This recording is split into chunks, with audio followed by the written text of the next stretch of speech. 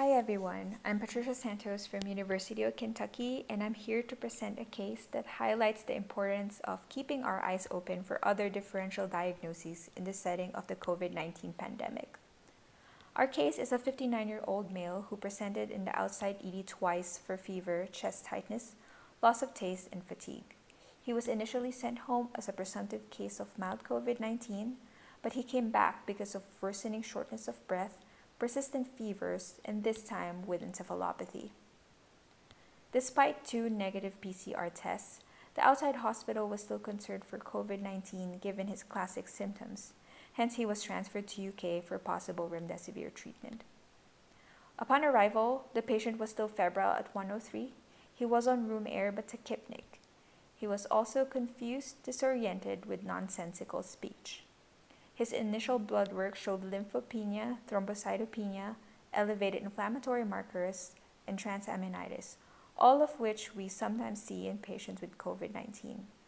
Of note, his platelets were much lower than usual, and his CT chest did not show the classic patchy infiltrates that we see in COVID-19 patients. Given all this information, he was empirically started on doxycycline and was tested for tick-borne illnesses. He also interestingly met criteria for secondary hemophagocytic lymphohistiocytosis. His PCR eventually came back positive for Ehrlichiosis, and this picture shows his peripheral smear, which showed morulae, which is an inclusion body related to Ehrlichiosis. He also had an elevated RMSF titer, which, per infectious disease, were high enough for a presumptive diagnosis. His clinical status, inflammatory markers, and liver function tests all steadily improved on treatment. Ehrlichiosis is a tick-borne illness caused by Ehrlichiosis and is found throughout eastern U.S.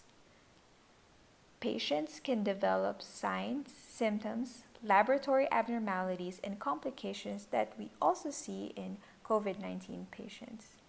Of note, there are rare case reports of patients with Ehrlichiosis developing secondary HLH, and SARS-CoV-19 has also been found to cause secondary HLH. The treatment for Ehrlichiosis is doxycycline, while secondary HLH typically resolves with treatment of the underlying cause.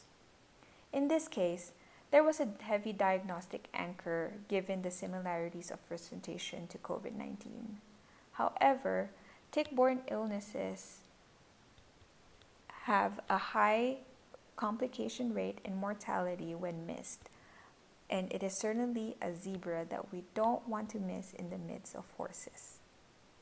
Thank you and have a good day.